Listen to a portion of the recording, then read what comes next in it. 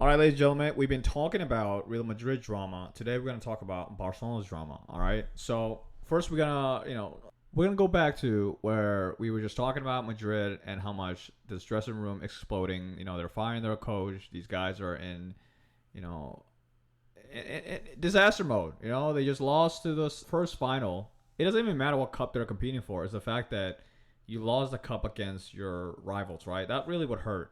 And then at the same time, that's when the coach quits, and then you got these players coming out, voicing their opinion on what the public's been saying about them, how they feel like their character's been misrepresented. And then as time went on, and then you had that incident with, Vinicius in the Champions League and Benfica situation going on. The investigation's still going on. Nevertheless, Madrid came through. Now they're in the last 16 of the Champions League. Same with Barcelona. They made it. So there was a lot of worry that they might have not made it. Now they're made it. You know what I mean?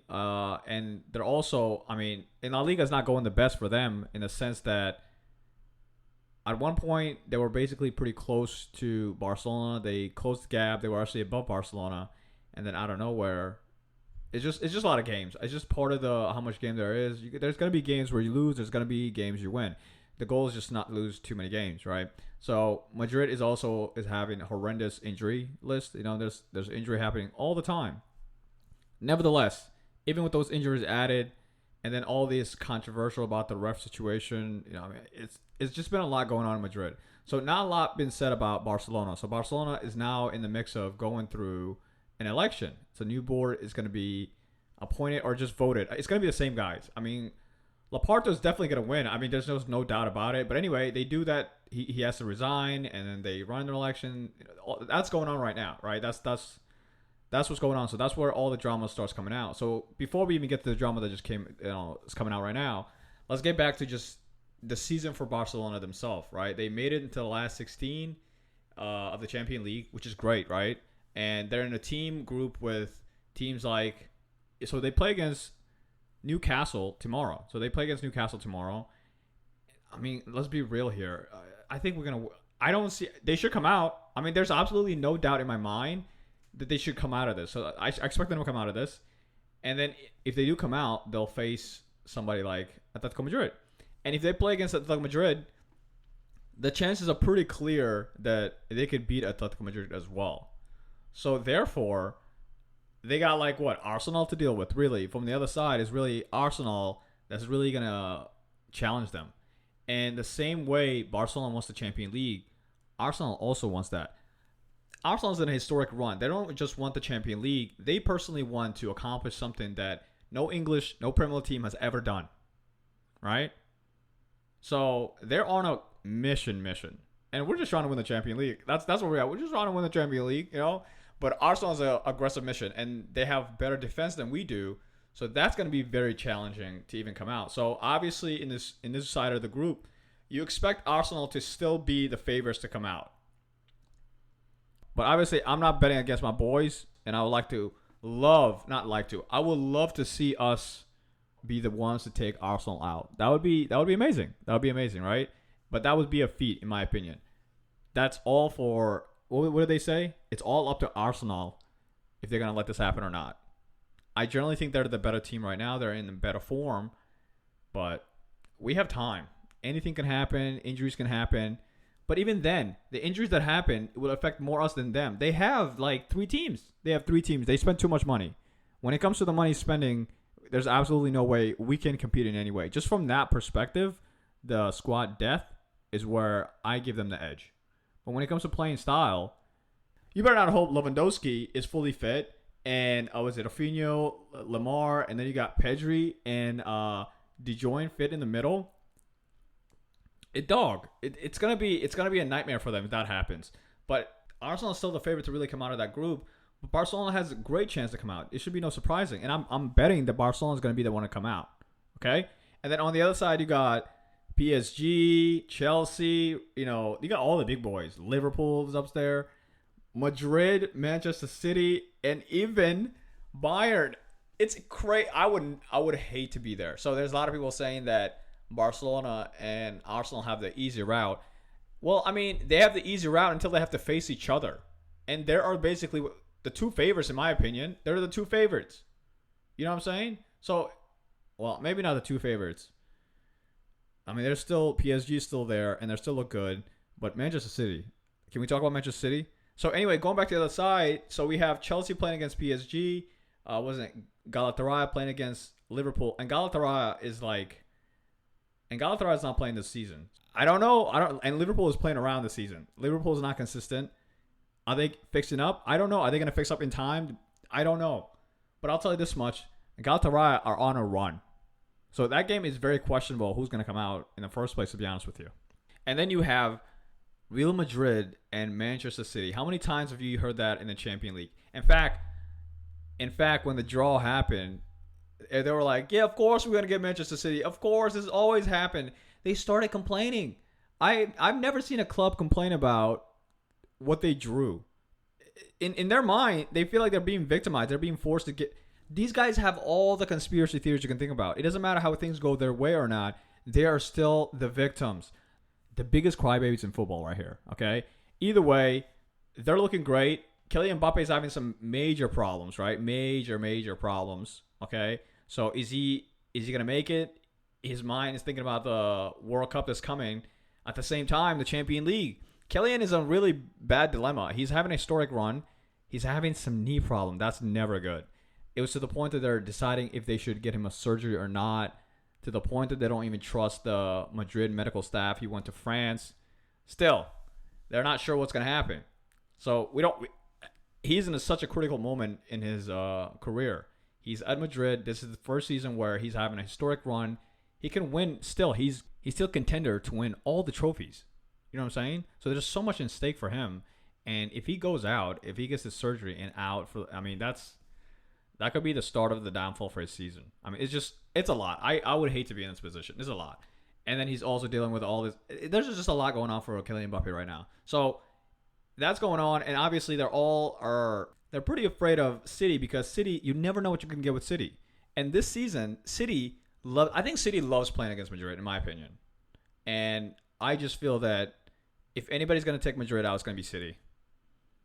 And even if City doesn't come out, you have still Bayern they have to play against. There's so many teams. There's so many teams that could win the whole thing that are in the side. But out of all of them, the ones that I see it coming out of this is Manchester City or PSG. Manchester City and PSG are the ones I feel like is going to come out, and that's going to be the matchup over there. You know? But I would love to see another final where we can get Madrid in the final and get Barcelona in the final. Come on. We all want that. We all want that. That would be nice, but realistically, I think Manchester City is going to the final. You get what I'm saying? Manchester City or PSG. Bayern always has an amazing season until that one game. You get what I'm saying? They're kind of like us. They're kind of like Barcelona. They have great season domestically. They'll come to the Champions League. They'll have a great run at the beginning, and then it'll take one game when it's crucial, and they just lose. So that's what my fear is on that side. But again, honest to God, all of them can come out except Atalanta. Even Galatasaray. I think Galatasaray has a good chance.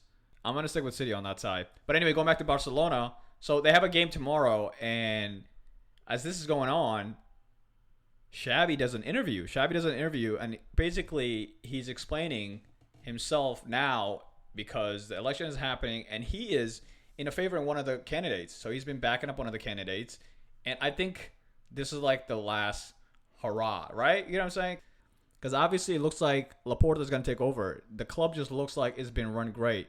We're finally making a lot of money, and they're finally on the 1-to-1, financially wise.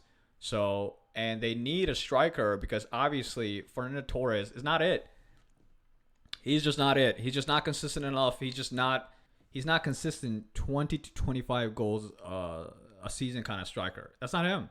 Lewandowski is obviously legendary. He was great. Does he need to stay one more season? If he can, that would be amazing. If we could longer, his thing, it would be amazing. But I don't know how he feels about it. I don't know how the club feels about it. And it doesn't seem like they're going to shopping for anything because they don't have no money. We have no money. So just from that reason, I feel like Lewandowski should stay. and put him in important games. Keep him because he just clutch. We need a striker that's clutch.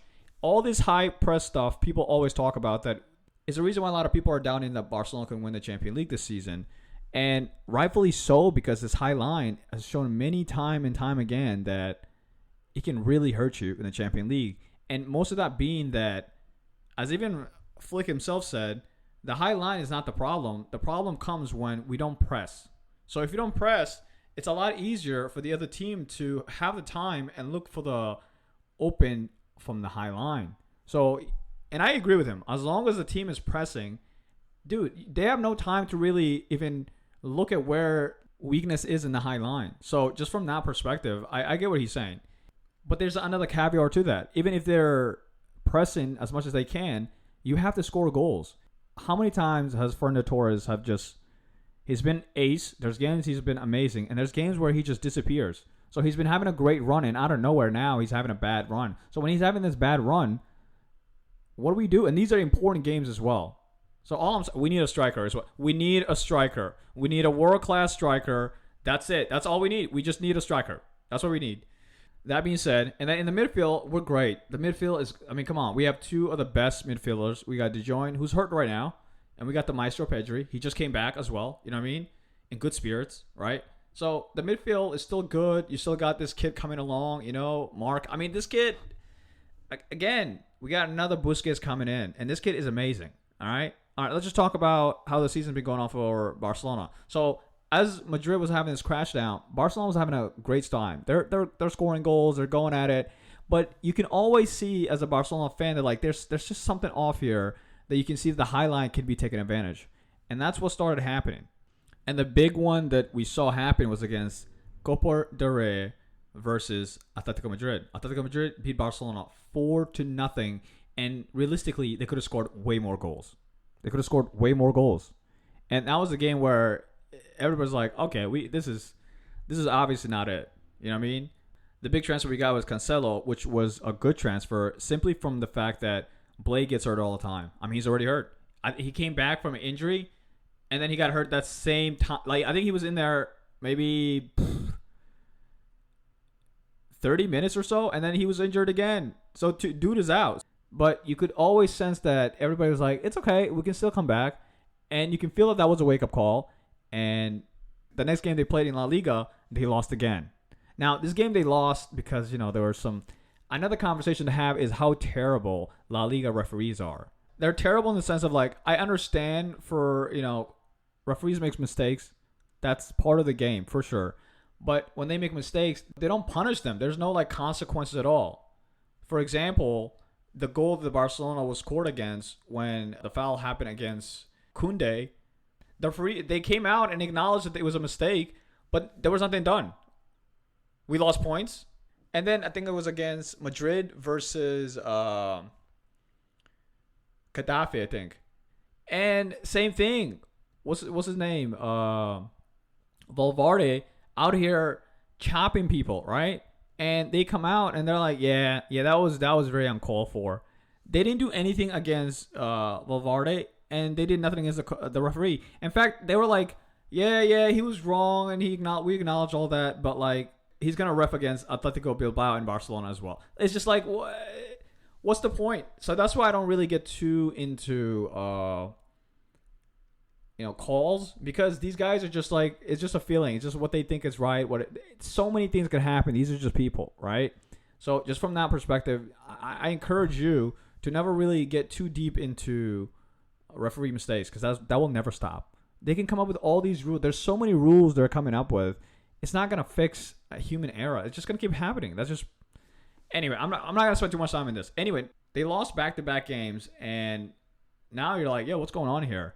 And obviously, we have Rafinha, Lewandowski constantly hurt, coming back hurt.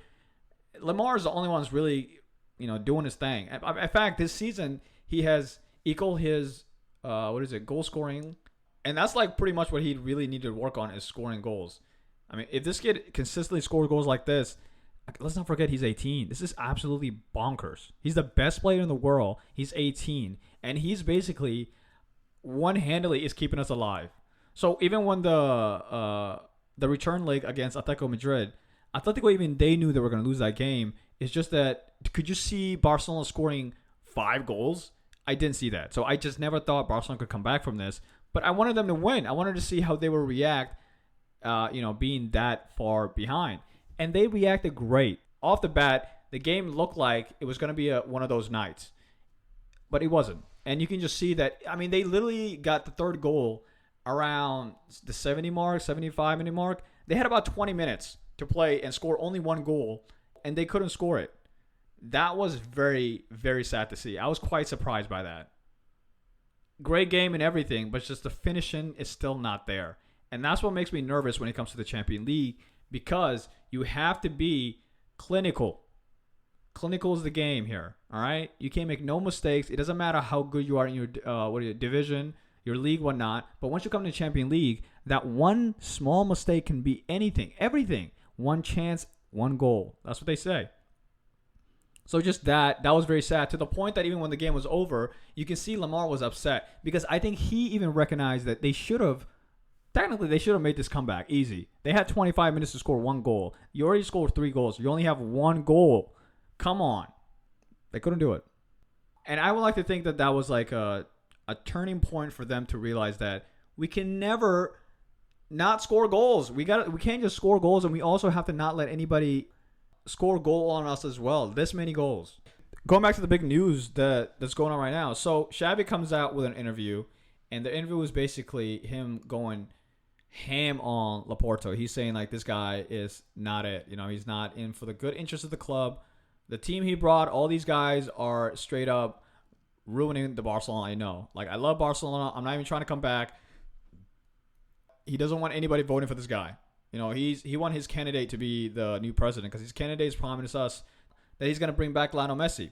It would be great. I have no problem with not Lionel Messi coming back. And Xavi even adds on, says that in 2023, before Lionel Messi went to Inter Milan, he was going to come here. They were talking about conversation. Xavi's like, me and Messi were talking, I told him, hey, yeah, man, you're Messi, dog. You need to come back home. This is where you're at.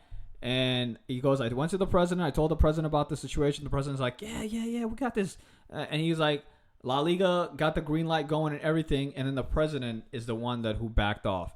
And the reason why he said the president backed off was that the president was like, yo, I was the guy who got rid of him in the first place. Why would I let this guy come back? If he comes back, think about it. He's going to ruin me. He's going to take a war. He's going to basically go a war against me.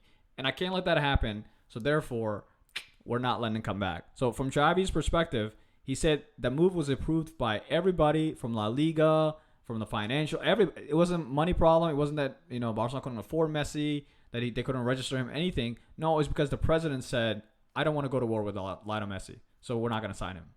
That was it. And we were like, whoa. And he talked about that. Yes, I was sad that they fired me, but I have no problem. Like he's like, I understand why they got rid of me. It's just the way they did it was terrible. They would lie to me in the back door. They'll tell players that I am planning on selling them, and I've never told them that. So he's saying these guys are like spreading rumors about Xavi, trying to make the dressing room go against him. And he thought that was just very, very not cool, as you can see, obviously. He even said Cruyff's son quit because even he doesn't recognize who this is. These guys are just a bunch of crooks doing whatever they want. They're just changing the Barcelona that Xavi knows. That's what he says. And he also pointed out clearly that he has no ill towards Flick, because he was saying that they were having a conversation with Flick before they even fired him. So he didn't even know all this stuff was happening, and he felt maybe Flick stabbing the back. So Flip, as a Germans, he went and called him, straightforward people. He went to him basically like, hey man, I'm really sorry this happened, and hey, come on. And he was like, it's cool. Me and him are cool. We talk all the time. But Laporto, that guy's evil. That guy's not it. So that's basically what he's saying. And then Laporto came out the next day, and what is he gonna say? He basically says, this guy's a butthurt. Flick is doing a great job, better than him. That's a little slight. And not really. I mean, their record's pretty equal. He's won everything that Xavi. I think Xavi only Copa del Rey. I think Copa del Rey is the only thing that Xavi hasn't won. But come on. I mean, the record is not that crazy difference. But it's just that the feeling is just different. They're just from a PR standpoint, they're just in a better place than when they were with Xavi, right? This is just the next step of the evolution of this club. It's just part of the progress. So he's not mad at that point. That's what he's saying. He's basically saying like it's just this guy is not running the club the way it should be run. And so obviously he came out. So Laporta's like, yeah, this guy's jealous. That's about it. Yeah, let's not give this guy much attention. I appreciate what he did, but he's just jealous. This is a very political move. Why would he say all this like not right now? And then today, the president of the league comes out and he's like, yo, I don't know what Xavi's talking about, but we have never approved anything to do with Lionel Messi in 2023. Bro, that's huge, okay? That's two people against one person, all right? Xavi's saying this happened. Laporta saying this didn't happen. And now the president himself saying, La Liga president saying this didn't happen. This don't look good on Xavi at all. So he's saying, even Lionel Messi knows, he'll one day he'll talk about it. What is Messi going to talk about? You need to get somebody to talk about on your behalf. Because now it's 2 against 1. Okay? You need now we got to see some proof. Where are these papers that you're saying that La Liga approved? Or did you misspoke? Or did Laporta lie to you and told you that all of this was happening without him even going that, as far as registering him or having a conversation with La Liga Federation in general about bringing back Lionel Messi? But he told you that, yeah, dude, it's happening. Don't worry about it. Tell Messi it's all good. Was there a misunderstanding is my point? Because that could be it. But this just don't look good on Xavi. That's my point. We need to hear some more clarification. We need to hear some more clarification because we don't need this right now. We don't need the drama. We don't need to mess with the dressing room at this time. Okay. So I would advise everybody just completely ignore it because I don't even care who becomes president. Who cares? Who cares? They'll buy. These are very much profit-driven clubs, and usually the whole thing is to buy the best players so we can sell a bunch of products. And they're gonna keep buying the best players, no doubt about it. So I'm not, from that perspective, I'm not worried. And everything else behind business stuff, that's on them. That's none of my business. That's on them. Anyway, that's all I got. I'll see you.